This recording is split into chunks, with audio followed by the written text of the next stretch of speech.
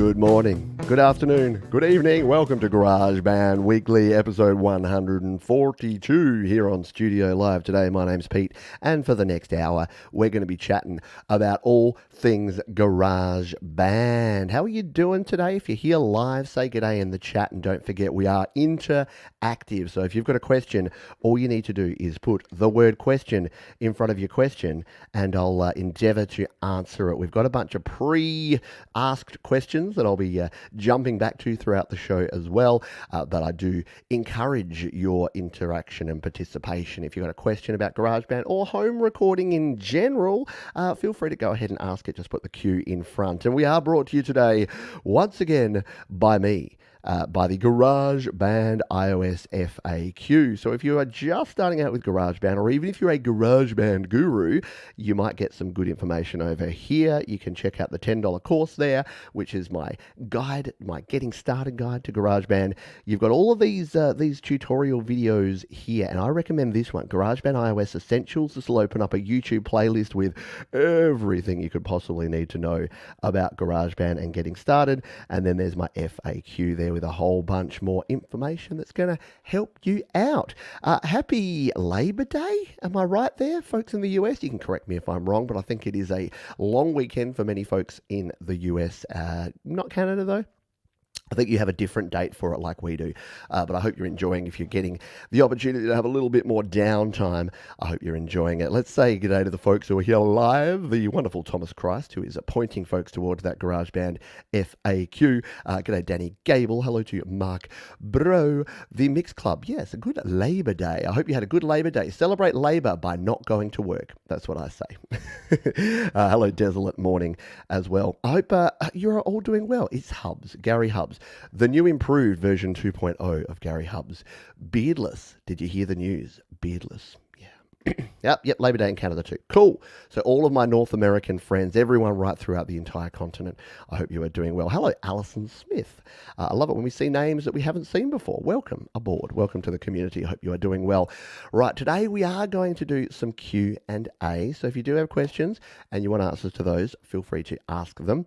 As I mentioned before, we do have some pre-asked questions that we'll get to in a moment. But like we do at the start of every show, let's jump in to a little bit of news and notes. And there's not a whole lot specifically happening, but there's an awful lot happening around this specific community. So I wanted to talk about that as well. The number one thing, of course, is that Songtember is underway. Yeah, if you're not familiar with Songtember, that is our Song in a Month challenge, and many folks, many of you have started participating and contributing your songs and doing shows about them and sharing your processes, which is super duper cool. If you want to get involved with Songtember 2022, it is not too late. We are merely on the 5th or the 6th of the month, depending where you are in the world. Jump on over here to Songtember 2022. Just go to studiolivetoday.com/Songtember and you'll find all of this information. You can check out the launch party, the very cool launch party where Jade Starr, Thomas Christ and myself chatted about all things Songtember. You can jump over to the Facebook group or the Discord. There are a couple of great places to engage with folks as you want to know all about it. And then check out the friends of Songtember, because Jade, Thomas, Leela, Lou Reality and Kionra are all doing their own Songtember content. So if you're sick of this mug talking about stuff, you can jump on over and check out those folks as well, and I highly recommend that you do. G'day to some other folks who have dropped on in here. We got Brian J. G'day to Dan Ekberg Music. Dan Ekberg definitely doing his thing with the Songtember thing. We got Joe and Barry Glenn in here as well, and the aforementioned Jade Starr is here too. The other big news that we got going on, of course, is that there is the big Apple announcement coming to us on September the 7th.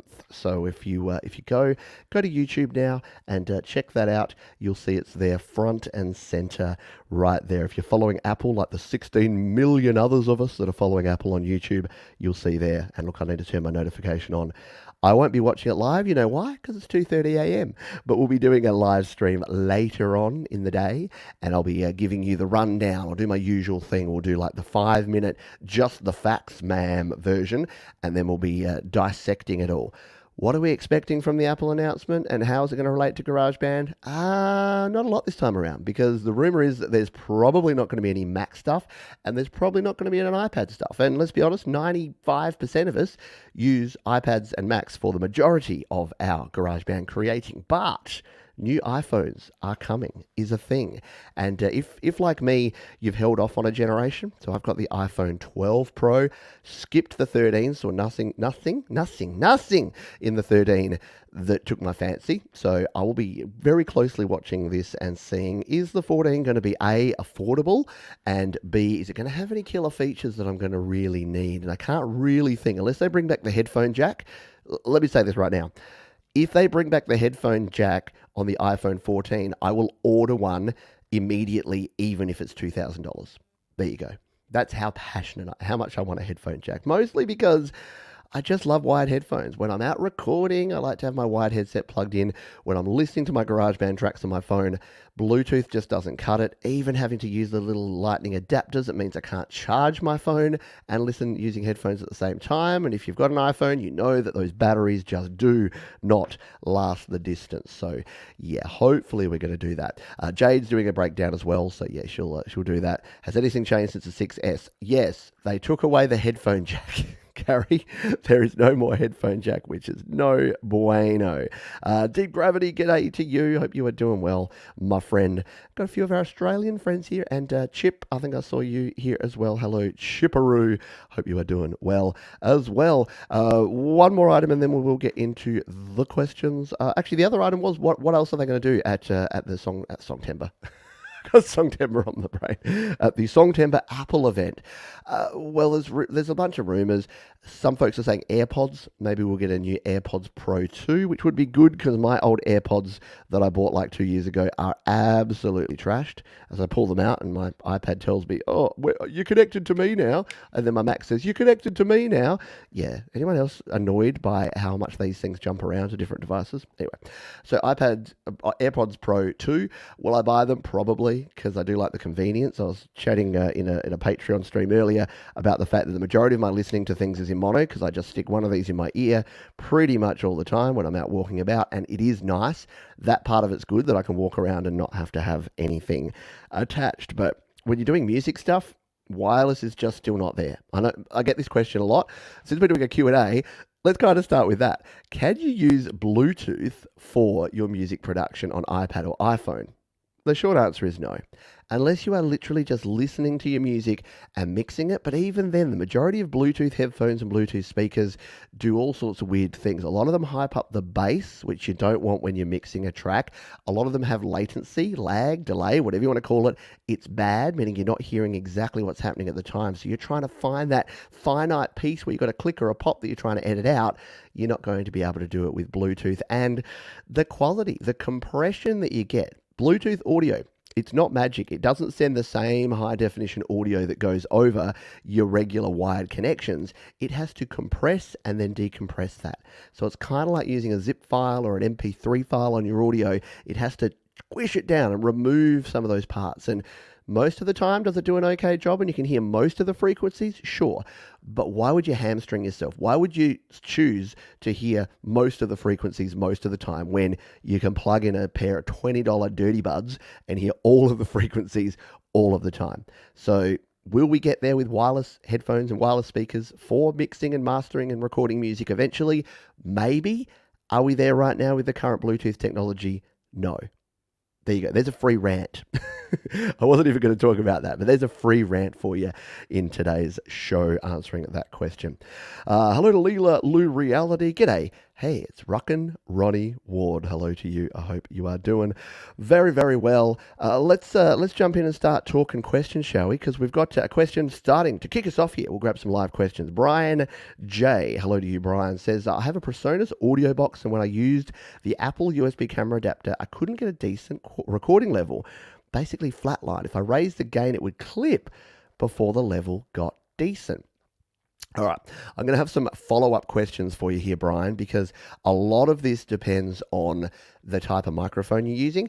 The PreSonus audio box, and as well as the Scarlett 2i2 and the Steinberg UR12 and UR22, they don't exactly have the most amount of gain going in, meaning that if you are plugging in, say, a dynamic microphone, something like a Shure SM57, 58, an AKG D7, D5, even like well, especially if you're using like a Shure, the one that all the podcasters use, not the MV7, you know the one, blanking on it, someone will correct me in the chat. But if you're using a dynamic microphone, a broadcast style dynamic microphone, unless you are right up on it like I am on this microphone here, it is going to give you fairly low gain, and you are going to have that problem where you're not going to get enough gain in. Now, the problem, if you're saying when you're turning it up, you're starting to clip, that may be that maybe you're turning up the input gain instead of the output gain, or I don't know. But if you're saying you're getting a flat line, it's definitely the input gain. So for the most part, if you're using GarageBand or pretty much anything, let's go into demo mode here, shall we? Because we can show you what this looks like. So let's jump in here to my iPad. So here is my iPad, and when you have an audio interface plugged in and you come in here to say record some vocals, you'll notice that you've got your input gain over here grayed out. So you're not going to be able to see anything there, but you've got output gain over here. Now, this isn't going to affect, this is just what you hear back. So this one is not the one that you need to actually play around with. It's the input gain on your specific device. So let's jump over here and find your specific device. We'll just jump to Sweetwater. By the way, all the gear I use and recommend here on the channel is over at the gear guide at studiolivetoday.com/gear. I'm just going to grab my mic. I'll bring this mic over here. You come for a ride with me. This is called very amazing expert preparation, but this is why you have one of these. This is why you have one of these desktop mounts, by the way. Absolute secret source of YouTubers and podcasters and recording artists alike is to have one of these desktop microphone mounts, because they work really well. And they just clip onto your desk and you're ready to go. A little arm and you're good to go. So I'm going to grab my microphone here and I'm going to plug in. So I'm just plugging into channel 1 of my audio interface. Now, if I had a second camera, I could show you this, but what I'll do is I'll bring up over here, firstly, the actual device, because if you're using the PreSonus audio box, let's talk about that. Let's show that one on the screen here. So we'll go PreSonus, and I don't use this one specifically, but I've heard it's fairly similar to some of the other gear. Yeah, there it is. So this is the PreSonus audio box. Very familiar sort of looking interface. So first up, you'll be plugging into one of the two inputs that you have there. So either the left or the right, doesn't really matter which one you plug into. If you're using a dynamic microphone, you won't want the 48 volt phantom power on. So make sure that switch is off. Doesn't really matter if it's on or off, but make sure it's off. And what you're talking about here is that these gain knobs that you're turning up here for channel 1 and 2. So making sure that you've got those set. Now, so there's your headphones, that's your playback. That's your main. Oh, so that's your 1 and 2. Okay, so that's your input for your 1 and your 2. And yeah, okay, so they've got the little numbers there, the little 1 and the little 2 there. So you dial that one up. So what you're saying is you don't get enough input going through, and then when you turn it up too far, it clips. And this can be a problem. I guess that the other question there is it actually clipping? Is it visibly clipping? Are you seeing the clip light come on here? You can see that there. Oh, does this have a clip light? Yeah, they've got the little clip lights there, I'm assuming. Yep. So are your clip lights coming on here? So what you basically want to do is turn up, grab your dynamic microphone and start singing into it at the volume that you'll be recording, and then turn up your input gain until that clip light comes on, and then back it off about an eighth of a turn, because you want to make sure that you're sitting around about that 70 to 80% of your full volume.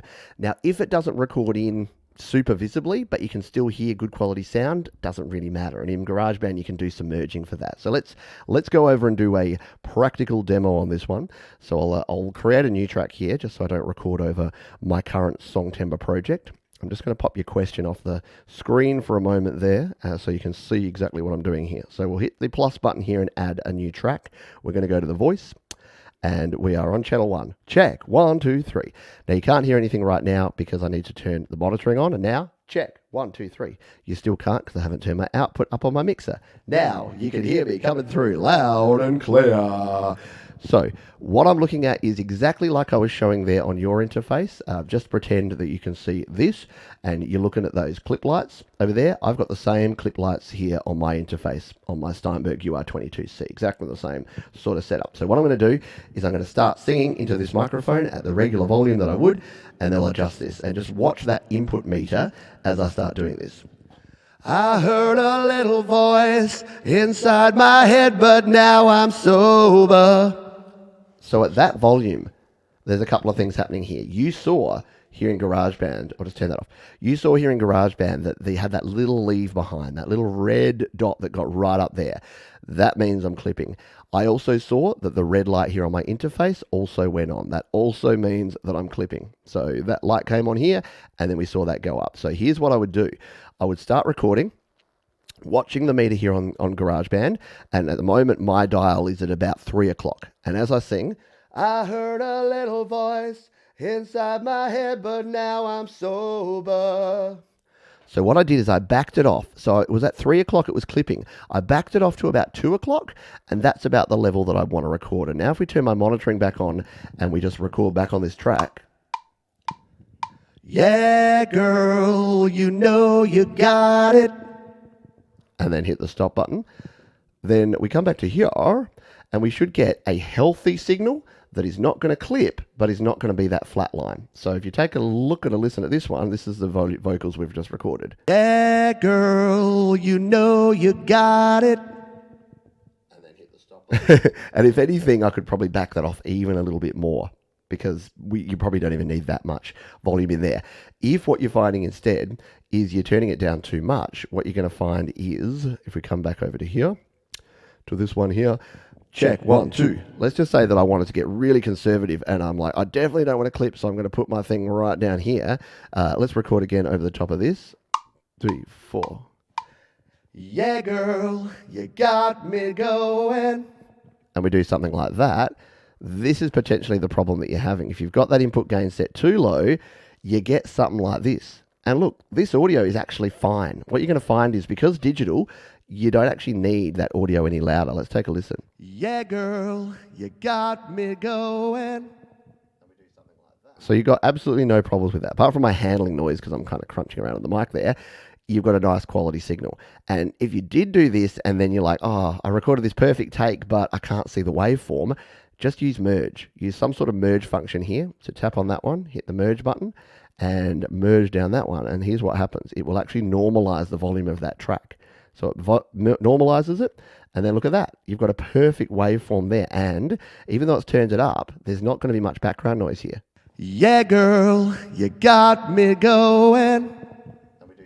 So yeah, and again, I sang a bit loud into the microphone just to kind of emphasize that one. But that's hopefully a couple of little tips there that are going to help you, because it's one of the hardest things to do, especially when you're using a dynamic microphone, to find that right level that you want to go with. So hopefully that helped you out. I had the best gig is live on my channel. Nice. I want to go see more of Leela's stuff. Go support the folks who support this one. Yeah, absolutely. Cool. So I'll just see. Yeah, if you've got any feedback, I'm confused because I didn't use the adapter and plug the interface into my PC. It seems to work, so I was thinking the adapter was the issue. I mean, that's possibility. The only other thing is potentially a power situation. So if you're using that Lightning, are you using the Lightning to USB 3 adapter, Brian? That's the other thing to keep in mind. Lightning to I'll just search this one out. The other thing is that sometimes if you don't have enough power going in, some weird kind of stuff can actually happen. So if we come back over to here, if you're using this one, this particular adapter here, this is the one that I recommend that you use. Make sure that you're using this one that has the power plug there, as well as that one. And then what you can do is you can actually plug in and power your iPad or your iPhone, as well as plugging in your interface there. And that usually does better. Or make sure you're using a powered USB hub. That's the other thing that I would recommend grabbing and using for your recordings. Hopefully it gives you some ideas and some things to work on. But if you've got more like detailed questions on that and follow-up stuff, join the Facebook group or the Discord. There's links to those down in the channel. Desolate Morning says, how come when you're starting on bar 0 with some monster guitar, it pops and or the volume changes in the recording? Yeah, this is a great question. And you actually saw an example of that in my recording there. Did you notice that the first recording I did there, it it cut off right at the start there and gave you a bit of that popping sound, which is why the second time I did it down there, I left a little bit of lead in there. Let's just bring this up so you can actually see it. So I left a little bit of lead in there. If we undo this a few times and go back to that first recording that I did, boom, boom, ba-da-dum, this one here. So bring that back up so you can see it. So this first recording that I did here, like, did you hear that? Yeah, girl. But you got that real abrupt pop. Yeah, girl. So there's a really easy solution to this. It's to use a lead in. So in this song, this is my song Timber song. If you've been following along at home, you'll have noticed here that I've got 4 bars. So bars 1, 2, 3, and 4 are nothing. But what they do is they give me time to pick up my guitar or my microphone and start recording. They also give ability for things like guitars to strum on in. Because take a listen to these guitars. Take a listen to the difference between if I don't have that lead in here on this one. Let's just play this. It's not as bad because that's actually not a strum. But sometimes you just want to have a little bit of gap to hit that first note. Because otherwise you're going to miss that first part of that. So I would always make sure that you don't ever record from bar 0 or bar 1. Always give yourself a lead in because you are going to get that cut off. And the cool thing about this is that GarageBand actually does something really interesting. Even if you record from here, let me give you a demo of this. Even if you record from this spot here, let's grab my microphone and hit record. It'll give us the count in. I want to go to the fair because it's really good fun. You! And you just record there. If I then recorded this and went, oh no, it's cut off, it's missed that stuff. Oh yeah, I haven't got my microphone up very loud, have I? So now if we play this back, go to the fair, we've missed the I wanna, haven't we? Because you're like, oh no, because we recorded from there, I was recording during the count-in. Go to the fair. What most DAWs, including GarageBand, do is even in that little period there, they're actually recording. It's just not showing you. But look at this. If we grab this and move it back, take a listen. I want to go to the fair. It's still there. So even if you don't think you've recorded it and you think you've missed it. So this is a good tip for young players, is if you've got something like that where it feels like or it sounds like it's cut off the very start of something, just grab the start handle there and drag it back. This is why having a lead in is so important, because if we did this right here, there is nothing. It doesn't record anything in bar 0. Some DAWs do. Reaper does. So that's a good use of Reaper. But most DAWs, they won't actually go any earlier than that if you're starting at bar 1. If you're starting at bar 2 or later, then it does what's called non-destructive recording, which means that it records everything in that bar. You can actually find some funny things in there. Like you can find yourself swearing, or you can find yourself getting frustrated in between bits where you don't even think it's recording yet if you go back to there. So can't really fix it if you do have those clicks and pops, if you have recorded right on that bar 1. But hopefully if you implement that for your future ones, you'll be fine and dandy. Righty. And yeah, 0 doesn't exactly. The latency can also be a problem. Great point here from Mr. Smith is that sometimes you're battling that sort of latency, that lag that you're getting between your audio interface with the analog to digital and digital analog conversions. You're always getting a little bit of lag or latency in there. Yes, I do suggest starting at bar 5 or bar 3.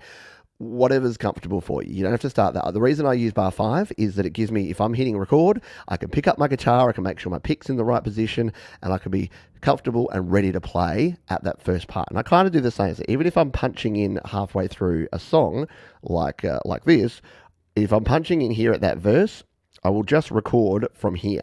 So I'll just record, even if I'm recording on this track from here, I'll record from there and then just start playing there. And then I can just wipe out anything. Like record more than you need, but don't record less than you need. You know what I mean? Yeah, you're gonna find you're gonna have a good time if you do it that way, rather than relying on having the ability to fix it. The whole fix it in the mix thing doesn't really exist. Unfortunately, you need to be able to fix things on the fly. Let's see. Oh, so Brian is you Lightning USB 3. I wonder if the Persona still wants more power than it's getting. Yeah, try a good like a USB powered hub is a good option for you to do it with there.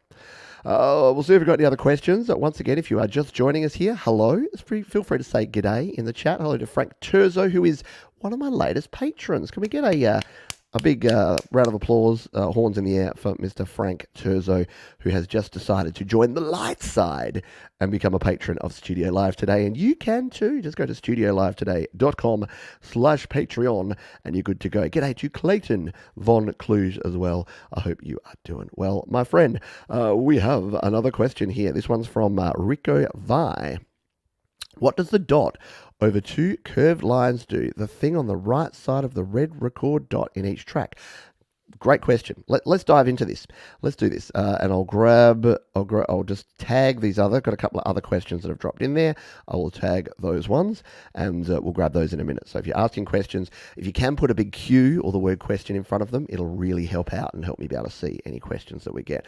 Well, let's jump over to the iPad. So yeah, what are all these little symbols that we have over here? So if you're new to GarageBand, this gets pretty confusing early on, because GarageBand starts like this. You have nothing there at all, right? So you just go ahead, you record. You might know that you can go to your mixer icon here and you can start playing around with your mix and doing things there.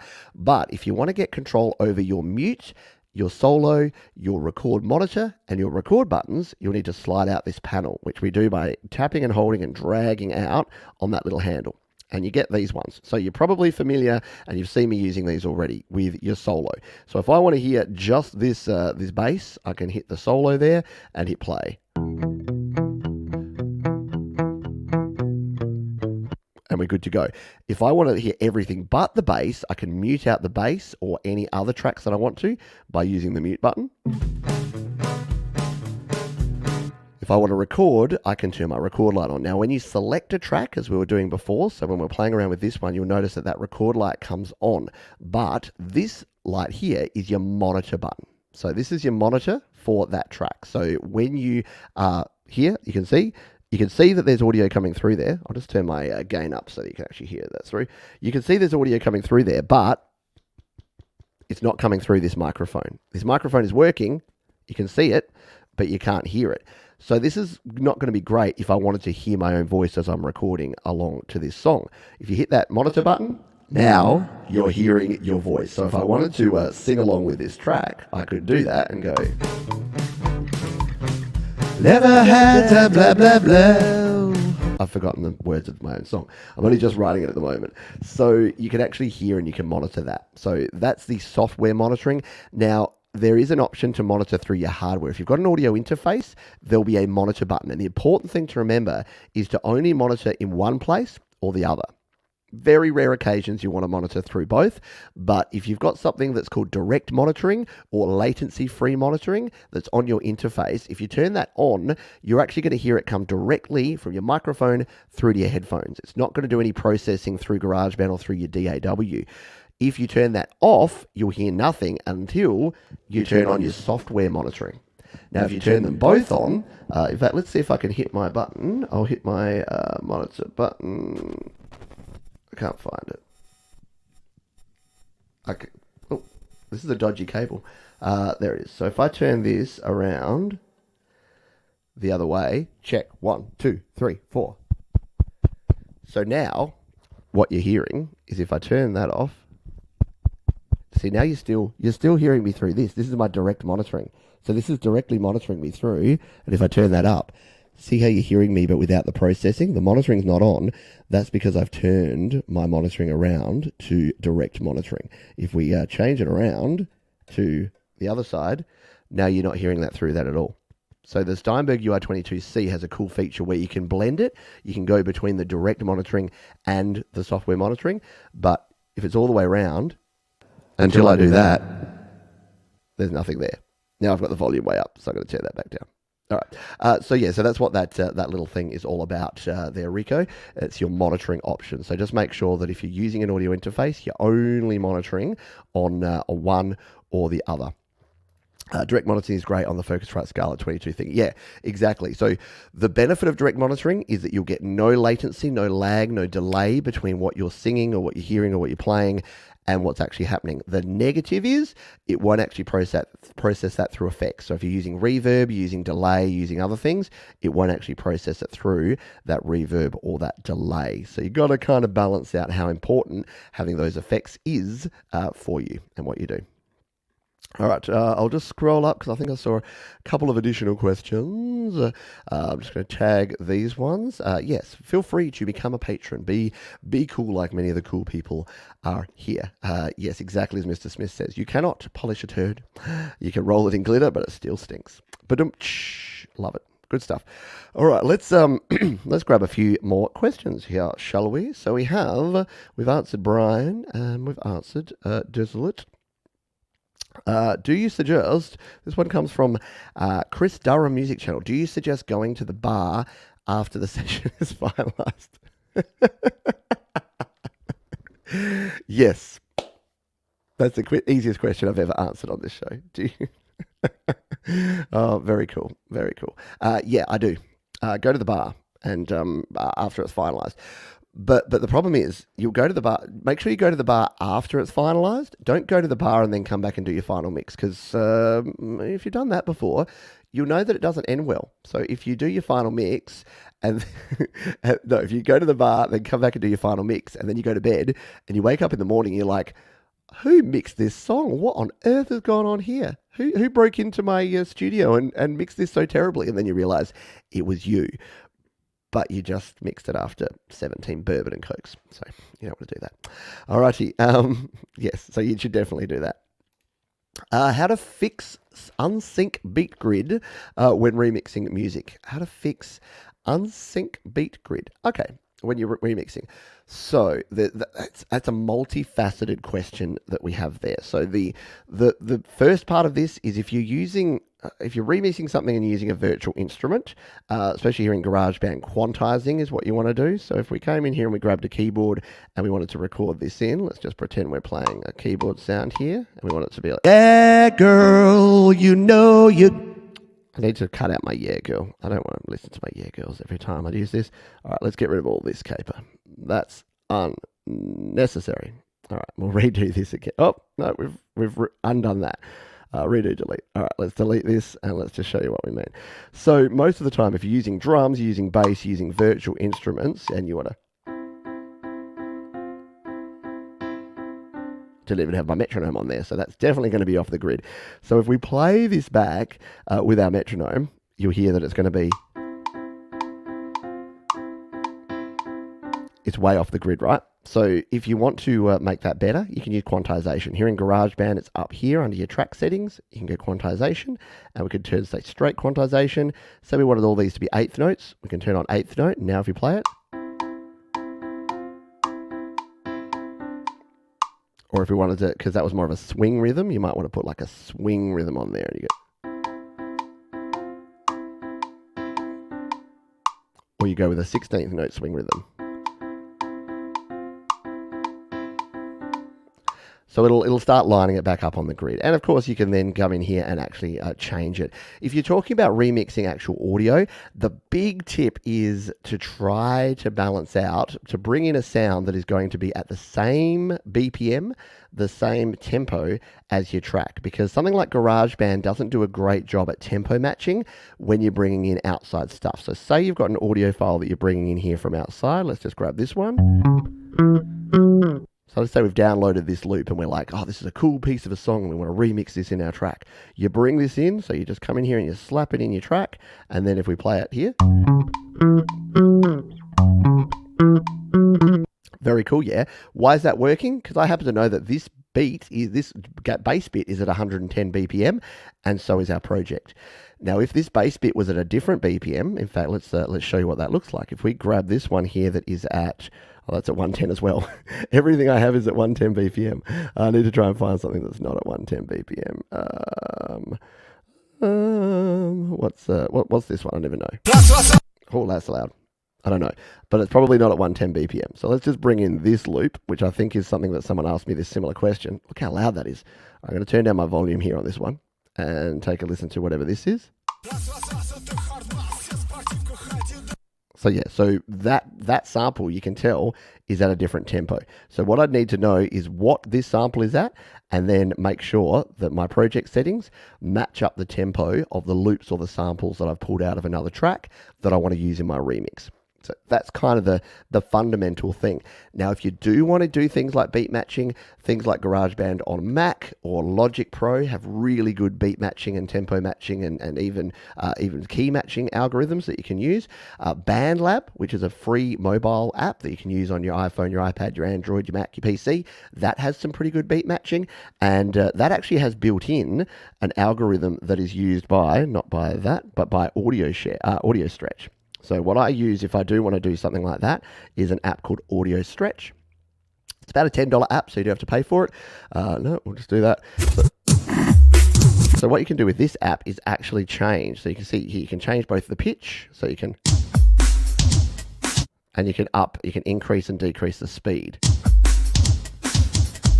So BandLab, the mobile version and the version you can get on your desktop, both have the ability to do that same beat matching in there. So there's a few issues that you have here. So if you're finding that you're remixing something and it's not lining up to the grid, that's something you can do. You may need to beat match it to stretch it. You can do some manual editing as well, obviously. You can come in here and actually try and find the transients and move them around. So here in GarageBand, you can zoom all the way in until you get that little snap to grid off at the top there.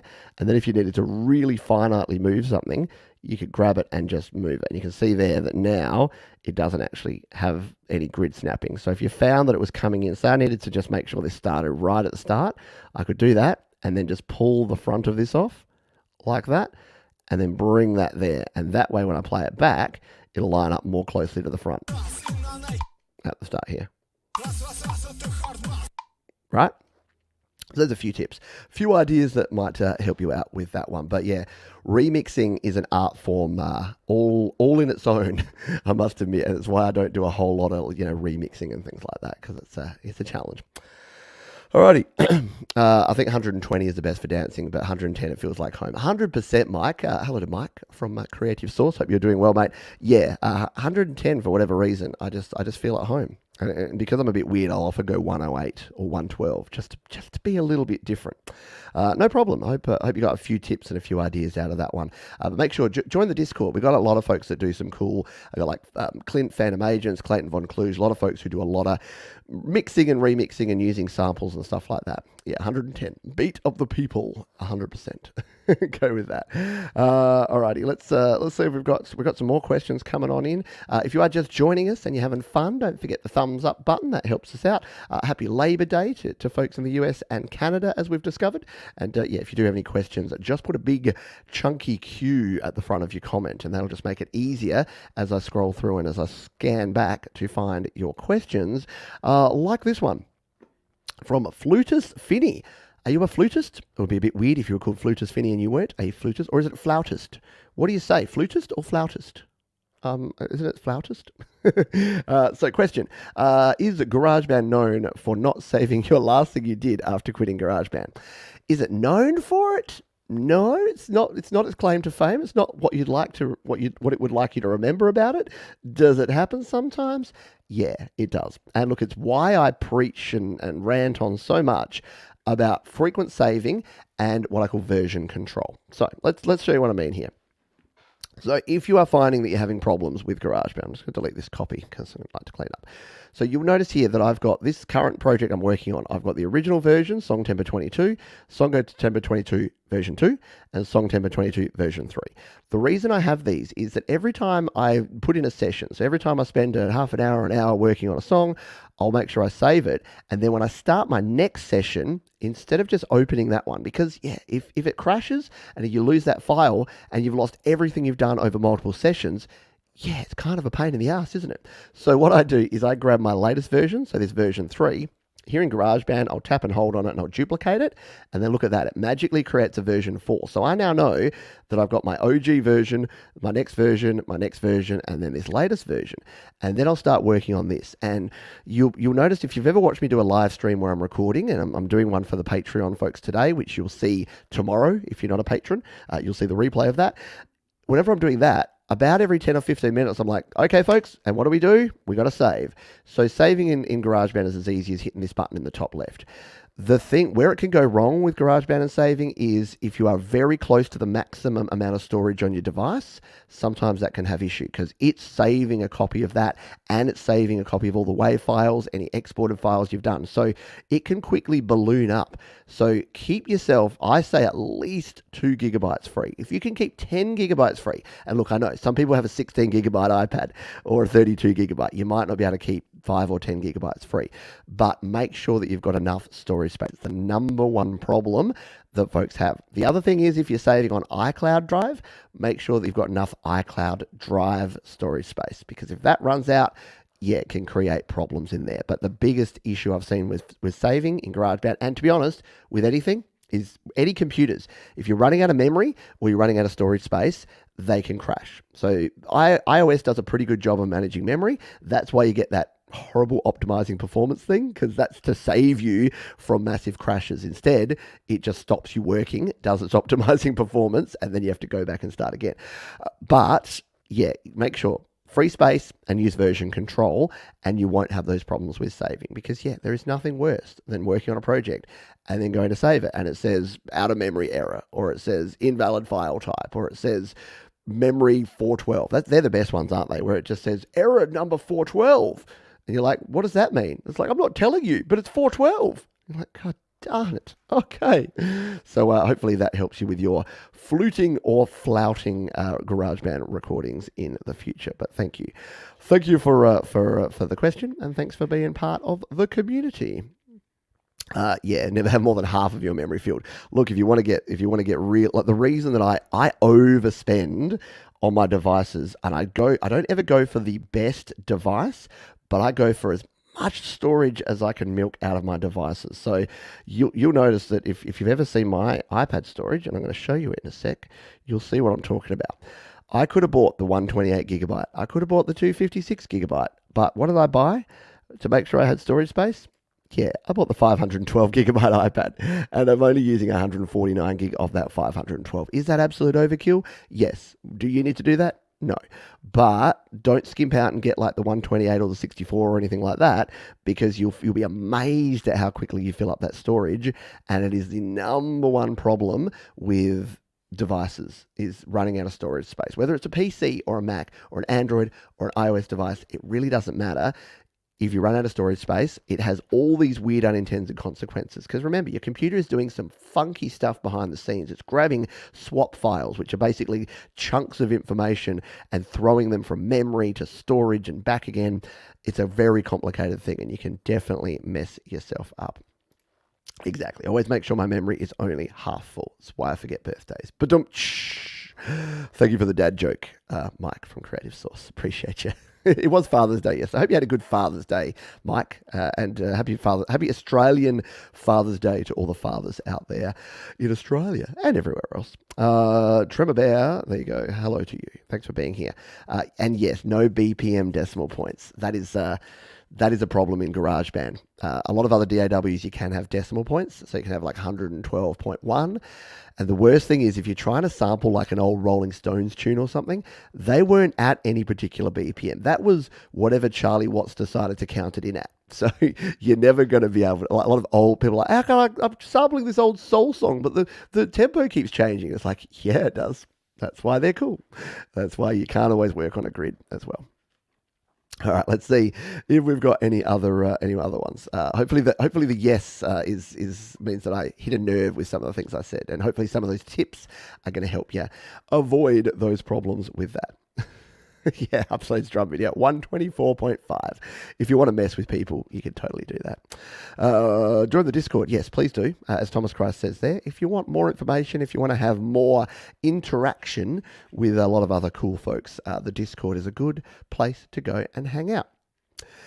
Yeah, look, if you've got 32 gigabytes, look, offloading stuff is good. You can automatically offload apps, or you can just make sure you delete stuff. I would just, about once a week, just jump in there and make sure you got yourself, even if you've got 2 gigabytes of space, you'll be all right. So I forgot to bring my water today, but that's right. We've only got 15 minutes left. We're going to power through. We're going to get there. All right, let's move to our next question. Thank you again for everyone for being here. If you've got questions, just chuck big Q in front of your question and we'll try and answer as many as we can in the next 15 minutes before we finish up. Do I know if the Akai MPK2 works out of the box with GarageBand iOS? I would almost guarantee no, but I'm not sure. So the Akai MPK, the thing is, I reckon with a lot of the Akai controllers, they do work out of the box, but yet the MPKs have a lot of cool functions that are just simply not supported. So for those that aren't aware, we're talking about a MIDI controller here. So the Akai MPK series, assuming you're talking about these sort of ones. So you've got the new Play 3, which looks kind of nice there, but your traditional kind of Akai MPK, this is the MPK 3, which is the newer version of the MPK 2. So these are very nice keyboards, despite the fact that the Sweetwater people don't like them. Go figure. So the reason that people get these is that they not only are a 25 key, or you can get 49 key in larger versions as well, keyboard, but they also have pads built in. So drum pads, touch sensitive drum pads you can use, and they've got programmable knobs. So yes, if you love your knobs, you'll want to go for something like this. Here's the problem. GarageBand iOS only cares about this and a little bit of this. So what GarageBand does is it can accept a few things in MIDI. It can accept the actual notes. It can accept the velocity. Aftertouch is supported. Sustain is supported. The pitch bend is supported, and modulation wheel is supported. Everything else is not. So any of these other features, the drum pads. Now the drum pads sometimes will work, but you can't program it. GarageBand is limited in that you can't actually change it. So these will probably align with 8 different drum sounds when you're playing GarageBand drums, and that's it. And I haven't actually used one in a long time, so I'm not sure. Usually it kind of goes kick, snare, hi-hat, crash. Like it should program it to your standard ones, but if you're trying to use some different kits or custom kits, it's not going to do that. And the knobs are just along for the ride. They're decoration because there's no ability to do MIDI CC programming within GarageBand iOS. GarageBand Mac, yes, limited. Logic Pro, yes, you can. So Logic Pro using an MPK, you'd be absolutely golden. GarageBand iOS, not so much. Now, I haven't used Cubasis or Audio Pro in a long time, but they both have better MIDI programming functionality. Don't know to what depth or whether you'd be able to do everything on here. So yeah, and I think that the MPKs, as you can see there, they've got their little pad controls there. You can program it on the keyboard side, and that's what a lot of people do. And things like the Arturia key step, as well as the Akai MPKs, if you can program it on the keyboard side and it's sending the right MIDI, so you need to find out what GarageBand wants for a particular thing and then program the pad to send that out, then you can do it that way. So your short answer, if you're asking, does it work out of the box? Yes, you'll plug it in and you'll get a functional 25 key MIDI keyboard. Will it have all the bells and whistles and features that you're probably hoping for it to have in GarageBand iOS? Probably not. So yeah, hopefully that helps and is not super duper disappointing there. Alrighty, let's see. Don't think the MPK is bad if you're learning. Yeah, look, the MPK. Hello, Adrian, by the way. Yeah, the MPK is good. To knob or not to knob, absolutely. Is there any controller with drum pads that works with? Look, they will work with it. And again, the more programmable it is on the keyboard side, the better. So I think things like the Arturia and the Akai are more programmable on the keyboard side, but it will just take you some trial and error to learn which pads go to which drums and then how to reprogram those to use the correct one. There you go.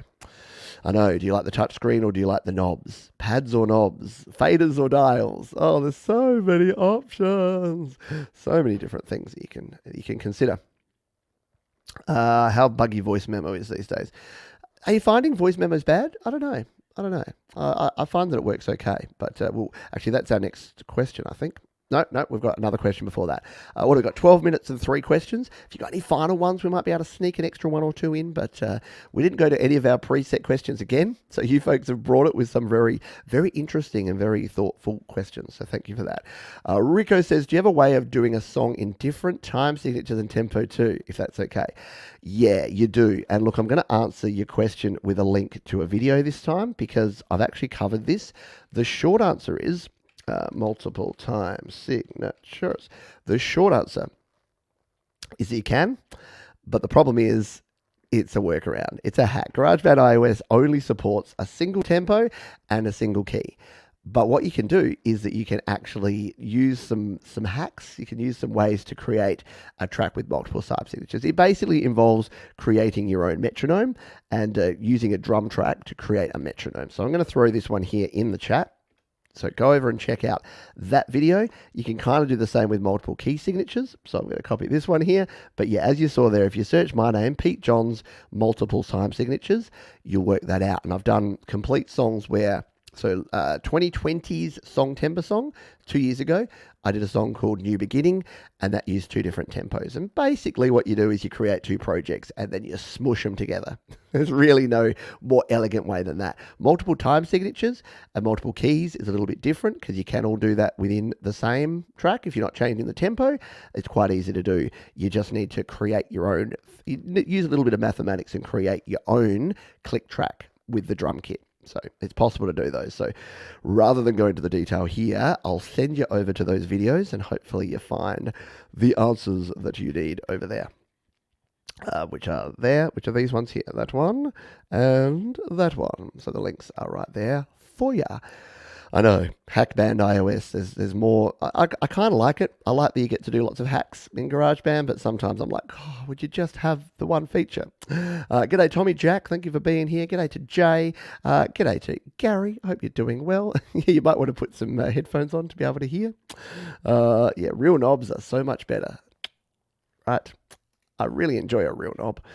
Alrighty, let's grab the penultimate question, unless we get some final stuff coming our way. So, Corona Wire, anyone notice how buggy so this is voice memos.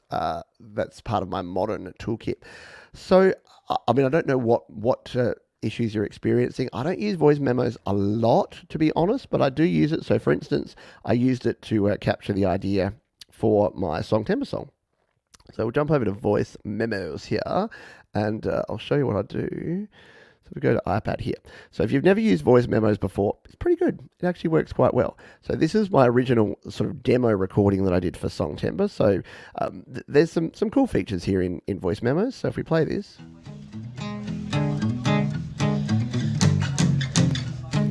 So it actually has some interesting features in here. So if you go to our settings here, you can change your playback speed. So you can like increase it.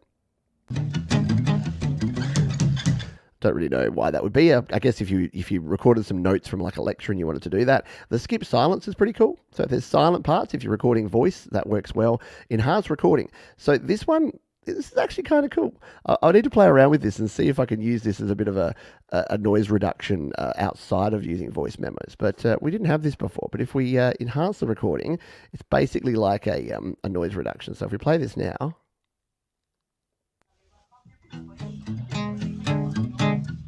Okay, it's maybe removed a little bit of the noise, but I had the TV on in the background when I was playing around with this. So you got all those sort of options there. You can copy, you can tag. Your edit functions here are actually pretty good. So you can replace audio here, you can split it, you can trim it, you can do a lot of things.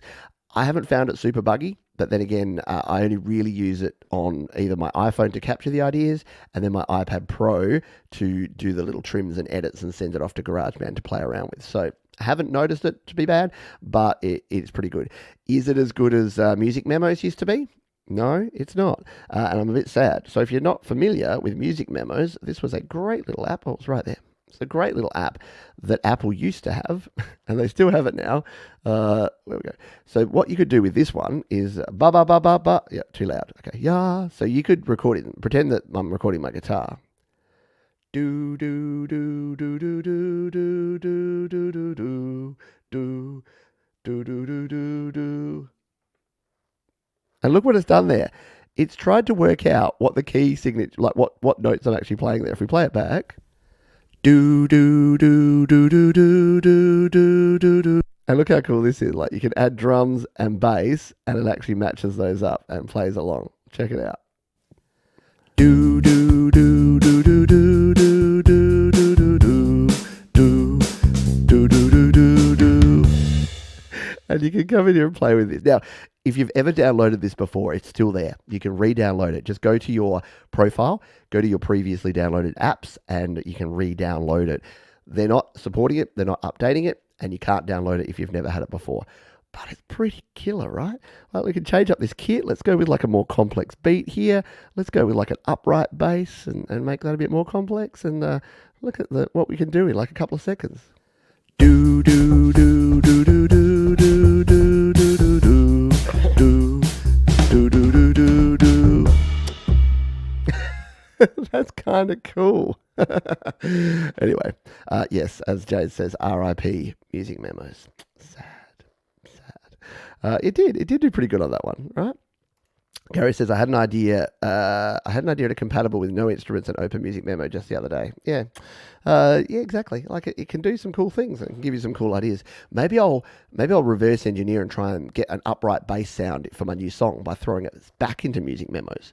That'd be interesting. I could route it back in, or I could go backwards in. I could play it from my iPhone and then record it in via the audio interface in stereo into my iPad, and then make music memos creative.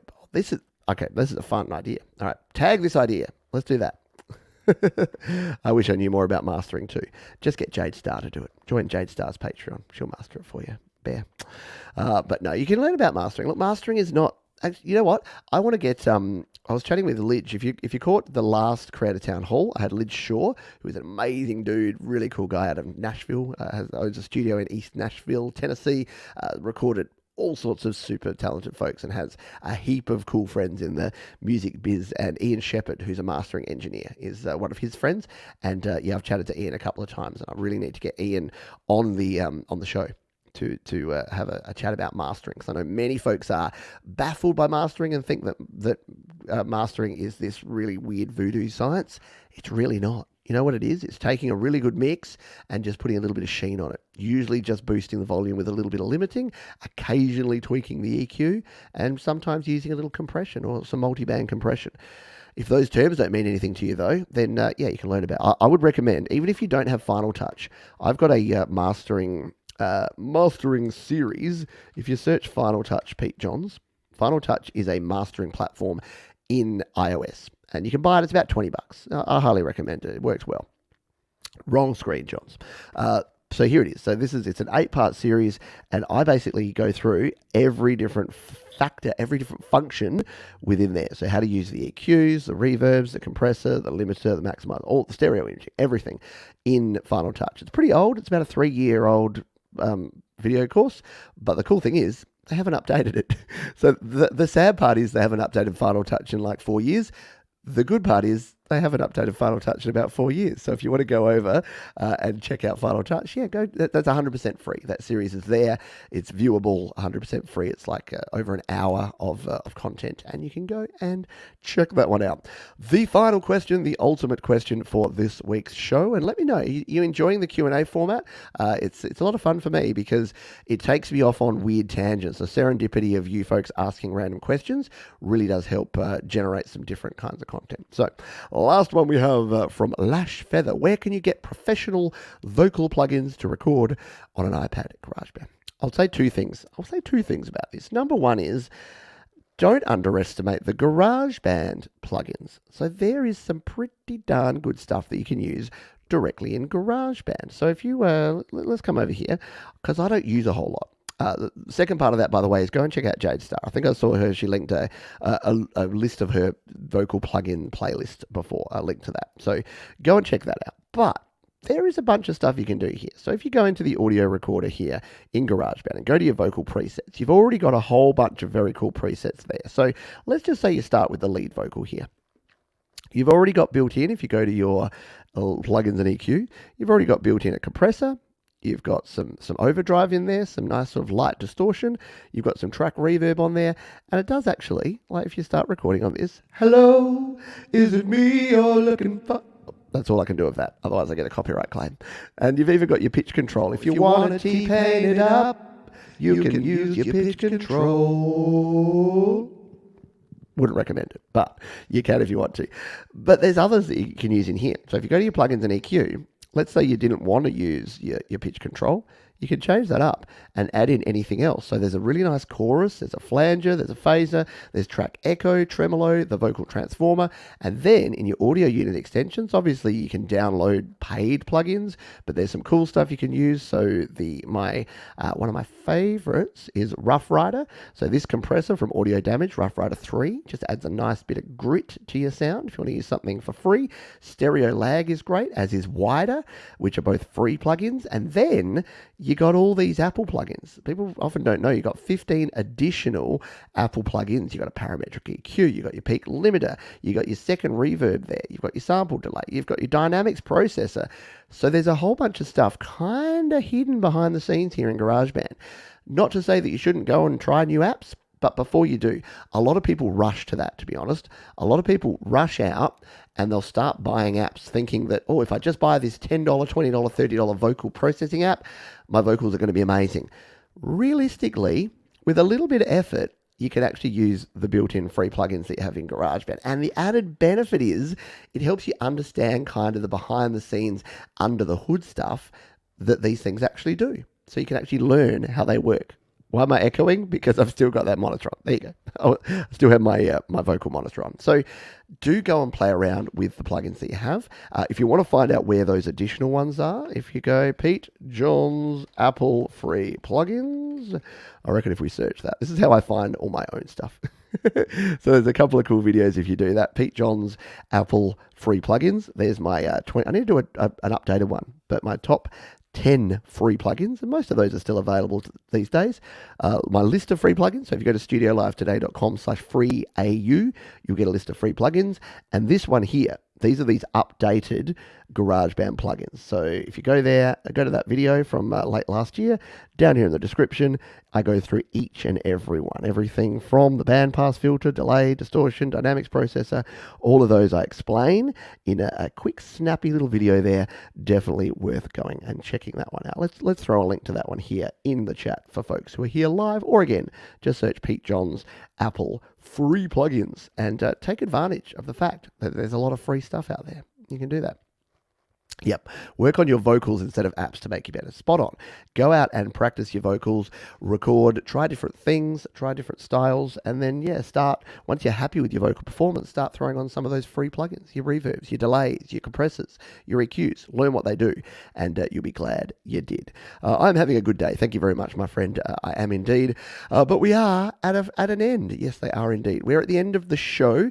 It's the end of the show as we know it, and I feel fine and dandy like sour candy. I need to go and take myself a little break, because if you are a patron of this channel, if you are a Patreon member, we got a live show coming up straight after this one in around about 10 minutes time. So I'm going to take a little break, have a little comfort stop. So can you, if you want to join Patreon in the next 10 minutes and come and join us for that live stream. We'll be spending another hour or so recording and tweaking the very project you saw in this show. So we'll be continuing on the process of that, maybe some guitars, some vocals, maybe add a few little keyboard sounds in there. So we'll be doing some practical GarageBand iOS recording in just a few moments. So the show is over, but the show doesn't have to be over. Thank you everyone for being here. If you had some fun here today, hit the big thumbs up button there. Make sure you share it with other GarageBand folks if there's other people you know that love their GarageBand stuff. If you have questions that we didn't answer, do jump down into the description and into the comments and ask them down there, because I'm always hanging out down there. And don't forget to join the Discord, join the Create, Record, Release Facebook group. There are plenty of other ways to stay in touch, and do keep it, even if you're not a patron, do keep an eye out, because we'll be doing the live stream. We'll be playing a replay of that live stream in the next 24 hours. So you're not missing out. You're just not getting that first look. Yeah, I don't like the whole behind the paywall thing for things, but the patron folks get to see me make all the mistakes, and then we polish it all up and we put it out there as a video for you folks to see. That's going to do it for this one. Thank you. Please be kind to yourself. Be kind to others. Keep creating. Rock on. And I'll see you next time on GarageBand Weekly.